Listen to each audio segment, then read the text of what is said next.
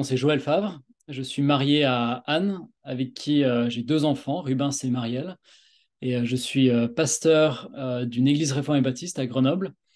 Et par ailleurs, j'enseigne aussi le cours d'éthique à l'Institut biblique de Bruxelles.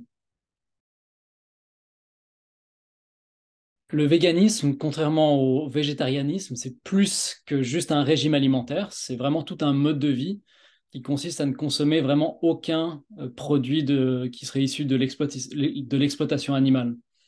Donc concrètement, ça veut dire qu'un vegan, il va exclure tout produit de son alimentation, tout produit qui sont d'origine animale de son alimentation, donc la viande, le poisson, le lait, etc., mais aussi de son habillement, donc tout ce qui est fourrure, cuir, etc., et de quelque autre domaine que ce soit, donc même aussi dans les cosmétiques ou dans les loisirs, il va vraiment renoncer à tous les produits qui viennent de l'exploitation animale. Donc, s'ils ont pour point commun de ne pas manger de viande, les véganes ne doivent vraiment pas être confondus avec les végétariens qui suivent juste, entre guillemets, un régime alimentaire sans viande. Être vegan, c'est beaucoup plus que ça. C'est un mode de vie, c'est un engagement militant, même pour beaucoup, pour la cause animale, avec vraiment cette idée, ce credo qui est que l'homme n'a pas le droit d'exploiter les animaux. Et c'est un credo qui souvent est l'expression d'une pensée antispéciste. J'en parle un peu dans le livre. Donc ça va beaucoup, beaucoup plus loin que le simple végétarianisme.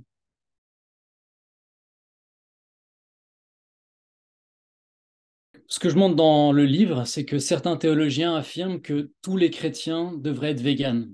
C'est une affirmation qui nous semble peut-être folle au premier abord, mais leur argument, il est tout à fait sensé. Je pense que leur argument est faux, je le montre dans le livre, mais il est sensé. En fait, ils reviennent à Adam et Ève, en Genèse 1.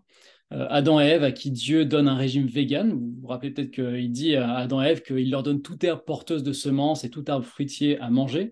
Donc un régime vegan à l'origine. Et à partir de là, ils disent qu'on est plus proche de l'intention première de Dieu en optant pour un mode de vie vegan. Que la consommation de viande n'a apparu qu'après la chute dans le péché et que ça ne peut pas donc être ce que Dieu veut pour nous réellement. Et qu'au contraire, c'est lors de la création, tel qu'il est envisagé originellement par Dieu, que les chrétiens devraient toujours chercher à reproduire. Ce qui signifie en l'occurrence de ne pas manger de viande ni d'exploiter les animaux, mais d'adopter un mode de vie vegan, comme Adam et Ève. C'est ça l'idée. Alors, ce que je montre dans le livre, c'est que cet argument ne tient pas. Il suffit de prendre quelques exemples pour démontrer que non, les chrétiens ne doivent pas toujours chercher à reproduire l'intention première de Dieu. Ça, c'est pas aussi simple que ça ne suffit pas de revenir à Genèse 1 et 2 pour savoir comment vivre aujourd'hui dans un monde déchu.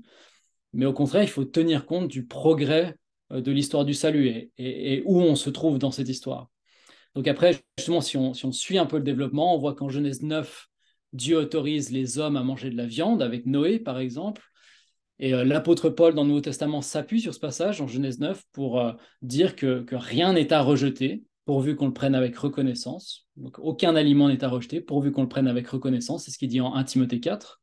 Jésus aussi, qui avait d'ailleurs l'habitude de manger du poisson et peut-être même de la viande d'agneau lors des festivités de la Pâque, Jésus affirme que tous les aliments sont purs, en Marc chapitre 7. Et enfin, dans le livre des Actes, Pierre, vous vous rappelez, a une vision qui lui révèle très clairement qu'aux yeux de Dieu, tous les animaux sont purs et peuvent donc être mangés. Donc, vous voyez, si on tient compte pas juste de Genèse 1 et 2, mais de tout le développement de l'histoire du salut,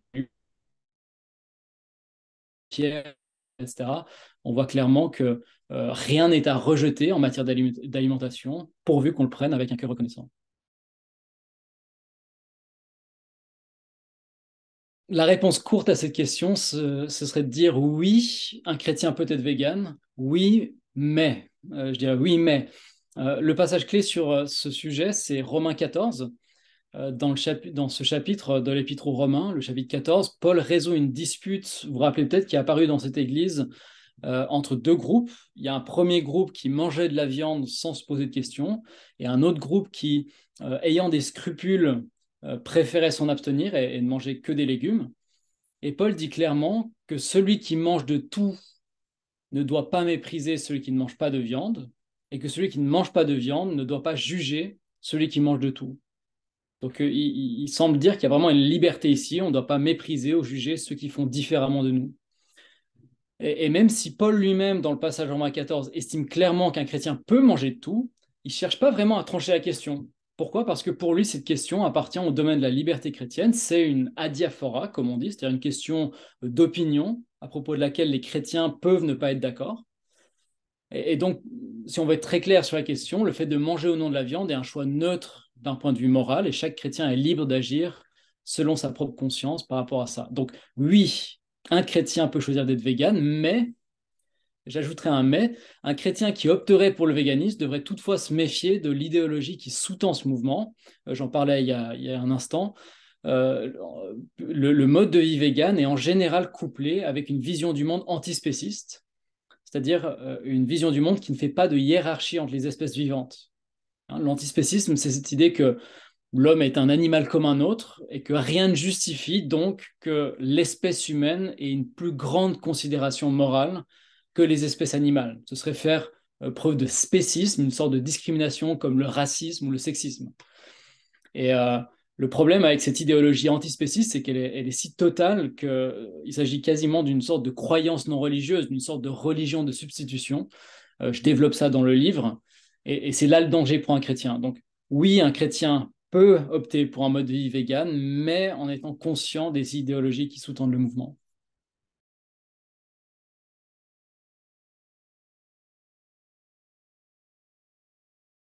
Il me semble que ce qu'il faut bien voir par rapport à ça, c'est que les véganes, ils soulèvent des questions légitimes auxquelles nous, chrétiens, ferons bien de prêter attention, notamment la question du bien-être animal et de la protection de l'environnement. C'est deux sujets sur lesquels on ne parle pas beaucoup en tant que chrétien, on n'a pas, souvent pas vraiment d'avis sur la question.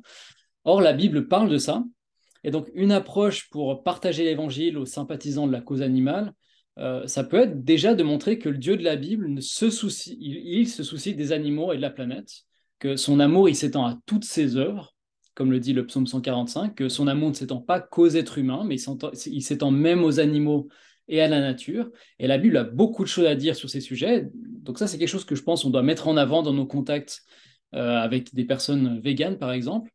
Et puis, il nous faut leur montrer que le problème qu'ils identifient est trop profond pour qu'il se règle juste grâce au militantisme ou à un changement d'alimentation.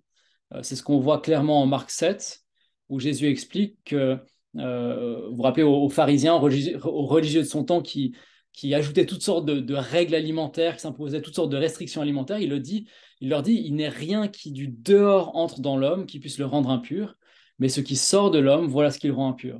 Donc, ce que j'ai dit, c'est que le problème est beaucoup plus profond, que c'est du dedans, du cœur de l'être humain que viennent la violence, l'avidité, l'orgueil et tout ce qui, en outre, est source de souffrance et d'oppression dans le monde, notamment à l'égard des animaux. Sans un changement de cœur, selon Jésus, que seul Dieu peut opérer, ce changement de cœur, notre situation est désespérée. Et donc, je pense qu'on peut essayer voilà, de jouer sur ces deux tableaux, de montrer une vraie préoccupation de la part de Dieu pour les animaux, pour la nature, et en même temps montrer que ça ne va pas se résoudre juste par le militantisme, parce que le cœur du problème, c'est le péché, en fait, et on a besoin que Dieu agisse dans notre cœur pour le transformer.